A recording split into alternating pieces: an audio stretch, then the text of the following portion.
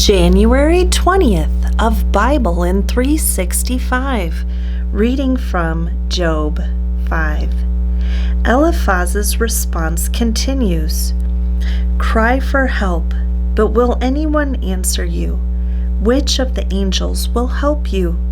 Surely resentment destroys the fool, and jealousy kills the simple. I have seen that fools may be successful for the moment, but then comes sudden disaster. Their children are abandoned, far from help. They are crushed in court, with no one to defend them. The hungry devour their harvest, even when it is guarded by brambles.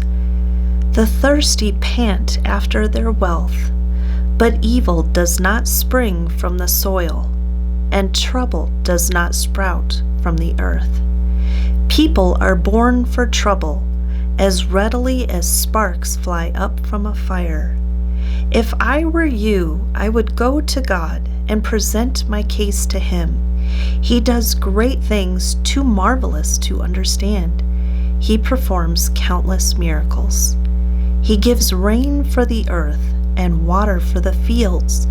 He gives prosperity to the poor and protects those who suffer. He frustrates the plans of schemers, so the work of their hands will not succeed. He traps the wise in their own cleverness, so their cunning schemes are thwarted. They find it as dark in the daytime, and they grope at noon as if it were night. He rescues the poor from cutting words of the strong, and rescues them from the clutches of the powerful. And so, at last the poor have hope, and the snapping jaws of the wicked are shut.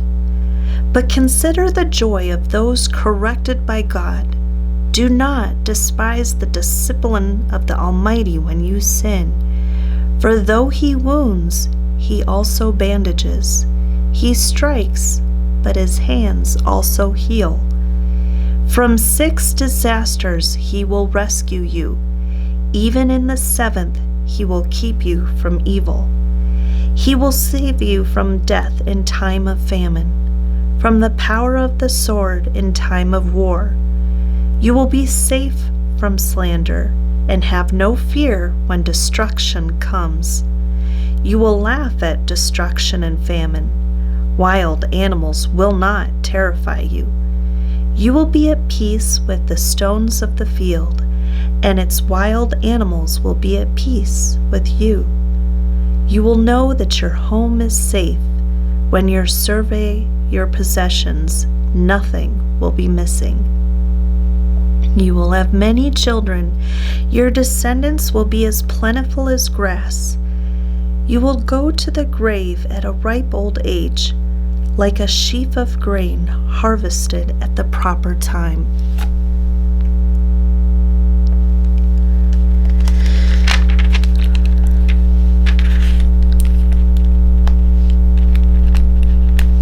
We have studied life and found all this to be true. Listen to my counsel and apply it to yourself. Job chapter 6. Job's second speech, a response to Eliphaz. Then Job spoke again. If my misery could be weighed and my troubles be put on the scales, they would outweigh all the sands of the sea. That is why I spoke impulsively, for the Almighty has struck me down with His arrows. Their poison infects my spirit. God's terrors are lined up against me. Don't I have a right to complain? Don't wild donkeys bray when they find no grass, and oxen bellow when they have no food? Don't people complain about unsalted food? Does anyone want the tasteless white of an egg? My appetite disappears when I look at it. I gag at the thought of eating it. Oh, that I might have my request, that God would grant my desire. I wish He would crush me. I wish He would reach out His hand and kill me. At least I can take comfort in this. Despite the pain, I have not denied the words of the Holy One, but I don't have the strength to endure. I have nothing to live for. Do I have the strength of a stone? Is my body made of bronze?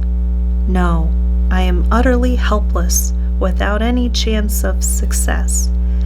One should be kind to a fainting friend, but you accuse me without any fear of the Almighty. My brothers, you have proved as unreliable as a seasonal brook that overflows its banks in the spring when it is swollen with ice and melting snow. But when the hot weather arrives, the water disappears, the brook vanishes in the heat. The caravans turned aside to be refreshed, but there is nothing to drink, so they die. The caravans from Tema search for this water. The travelers from Sheba hope to find it. They count on it, but are disappointed. When they arrive, their hopes are dashed. You too have given no help. You have seen my calamity, and you are afraid. But why? Have I ever asked you for a gift? Have I begged for anything of yours for myself? Have I asked you to rescue me from my enemies, or to save me from ruthless people? Teach me, and I will keep quiet. Show me what I have done wrong. Honest words can be painful, but what do your criticisms amount to? Do you think your words are convincing when you disregard my cry of desperation? You would even send an orphan into slavery, or sell a friend. Look at me. Would I lie to your face? Stop assuming my guilt, for I have done no wrong. Do you think I am lying? Don't I know the difference between right and wrong? Is not all human life a struggle? Our lives are like that of a hired hand, like a worker who longs for the shade, like a servant waiting to be paid. I too have been assigned months of futility, long and weary nights of misery. Lying in bed, I think, when will it be morning? But the night drags on, and I toss till dawn. My body is covered with maggots and scabs. My skin breaks open, oozing with pus. Job 7. Job cries out to God.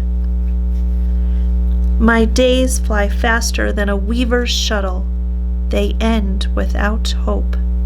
O God, remember that my life is but a breath, and I will never again feel happiness. You see me now, but not for long. You will look for me, but I will be gone. Just as cloud dissipates and vanishes, those who die will not come back. They are gone forever from their home, never to be seen again. I cannot keep from speaking. I must express my anguish. My bitter soul must complain.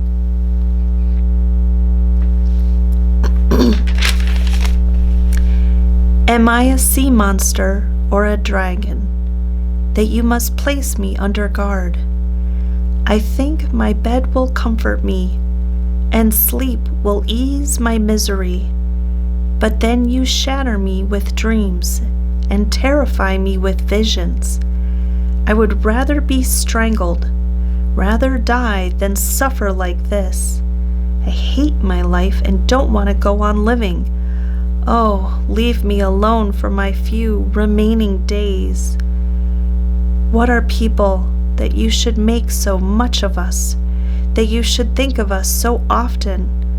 For you examine us every morning and test us every moment. Why won't you leave me alone, at least long enough for me to swallow? If I have sinned, what have I done to you, O watcher of all humanity? Why make me your target? Am I a burden to you? Why not just forgive my sin and take away my guilt? for soon I will lie down in the dust and die. When you look for me, I will be gone.